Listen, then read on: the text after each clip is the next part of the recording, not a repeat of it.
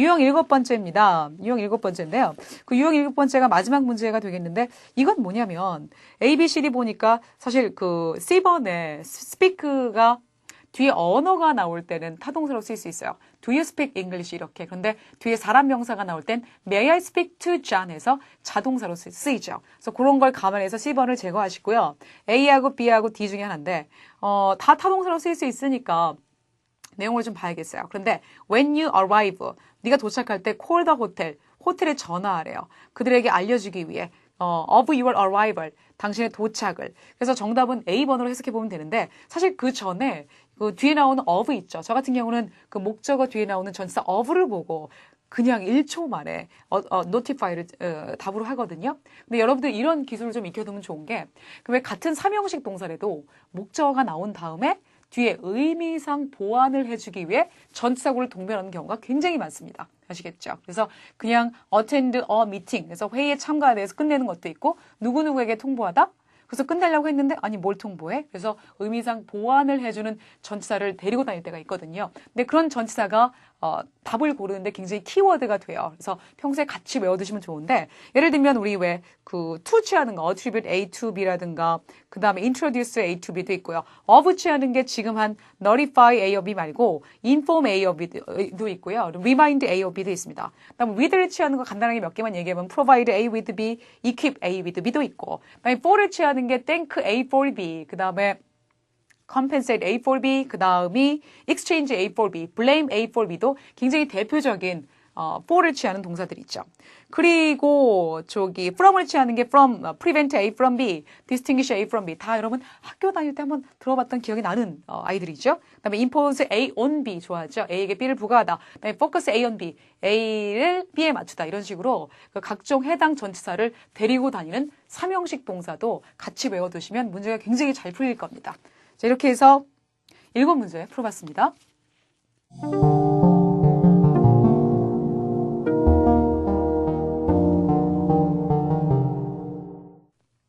인사이드 파트 6 시간입니다. 오늘이 첫 강의죠. 파트 6는 파트 5와 7의 중간 정도라고 생각하시면 돼요. 문법적인 내용들을 묻는 부분도 있고 앞뒤 지문의 관계를 전체적으로 파악해서 문맥의 흐름에 따라 푸는 문제도 있거든요. 그러니까 파트 5하고 7의 집약형이라고 생각하시면 되겠습니다. 그리고 올드 토익, 옛날에 구토익이 없던 유형이라서 굉장히 어려워하는 부분들도 있어요. 그런데 앞으로 제가 39강 동안 파트 6에 대한 해결책을 조금씩 알려드릴게요. 그러니까 처음부터 다 할 수는 없으니까 일단 이번 강의에서는 보기부터 먼저 본다는 것, 그리고 시제 문제가 나올 때 어떻게 대처해야 되는가에 대해서 설명을 드리도록 하겠습니다. 프레스 릴리즈 그러면 언론 보도죠. 여기 부분에는 뭐 인포메이션도 있고 어나운스먼트, 편지, 광고 여러 지문들이 나오는데 오늘이 처음으로 언론 보도예요. 제가 일부러 처음에는 좀 어려운 걸 택해봤어요. 그런데 내용은 좀 어렵지만 문제는 짧아요. 이 두 개를 조합해서 해봤는데 처음이라 여러분이 쉽게 하면은 안 될 것 같아서 좀 어려운 걸 들고 나왔습니다. 그러니까 제가 여러분이 단어 이해를 못해도 문제 풀 때 어떻게 하는지 요령을 좀 알려드리면 단어 좀 어렵다. 그리고 난 기사에 대해서 참 모르겠다. 이렇게 해도 문제는 쉽게 풀 수 있으니까 여러분 포기하지 마시고 잘 들어보시기 바랍니다. 먼저 문제부터 보셔야 돼요. 지금 21번 문제 보시면은 어휘 4개가 나와 있는데 이 어휘 잘 모르겠죠. 그러니까 어휘 공부 열심히 하셔야 됩니다.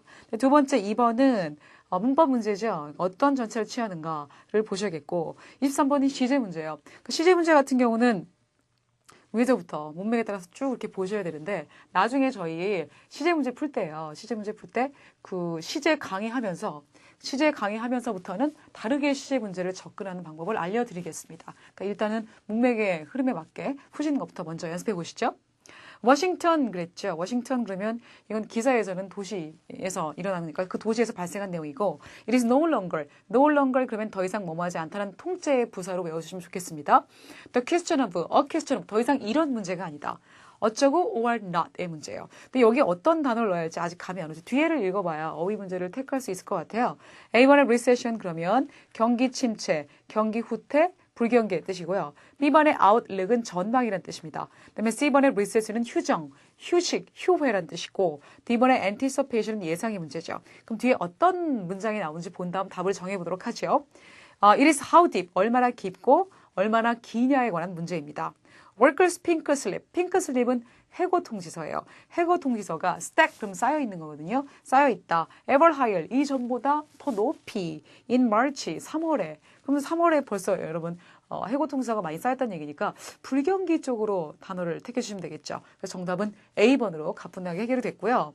in March에 그렇게 벌써 해고 통지서가 높이 쌓였대요. 왜냐하면 그 이유가 jittery 그럼 nervous하고 똑같은 단어예요. jittery 그래서 nervous인데 이게 신경 과민의 employers 고용주들이 슬래시 그럼 우리 왜 슬래시 이렇게 표현하잖아요. 그래서 배다의 뜻이 있어요. 그래서 삭감하다 8만 개의 jobs를 삭감했기 때문에 벌써 해고 통지서가 이만큼 놓였다란 내용이므로 경기 후퇴에 관한 내용을 답으로 취해줘야 하겠다라는 얘기고요. 그다음에 더 most 그게 가장 높았대요. 지난 5년간 괜찮죠. 왜냐하면 지금까지 벌써 해고 통지서가 이만큼 쌓였다는 내용을 얘기하게 있으므로 그 지난 5년 동안이라고 해석하는 C번의 in이 가장 어울리겠고요.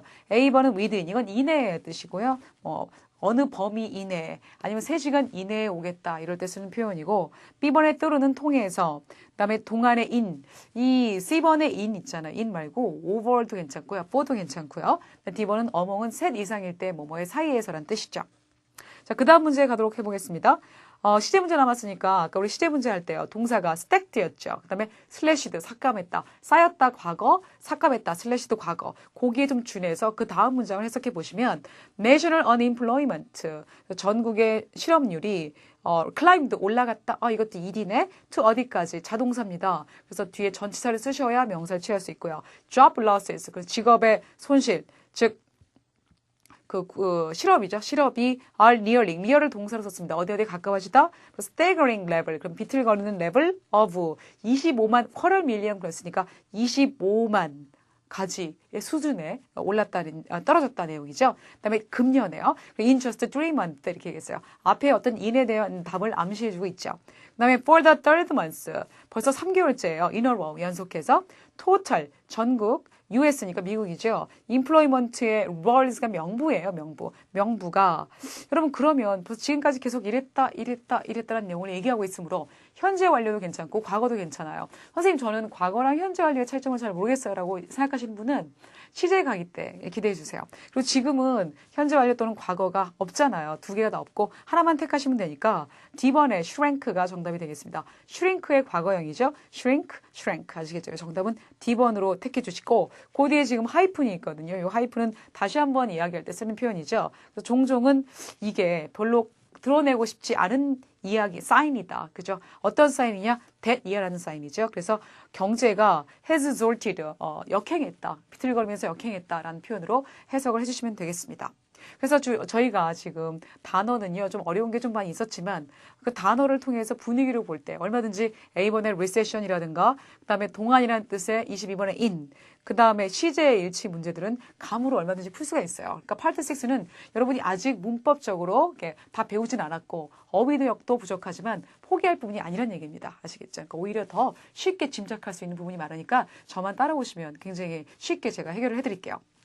자, 오늘 파트 6 강의까지 다 마쳐봤고요. 저와 함께한 첫 시간인데 어떠셨어요? 어떤 분들은 좀 어렵다 느끼실 수 있고 또 어떤 분들은 쉬워요 라고 생각하실 수 있는데 사실 쉽고 어렵고를 떠나서 고득점이라는 게 실력만으로 되진 않아요. 거기에 선생님의 비법과 요령, 스킬이 합쳐져야 고득점으로 이룰 수 있거든요. 그러니까 저만 믿고 잘 따라오시면 제가 알찬 강의로 여러분을 맞이하겠습니다.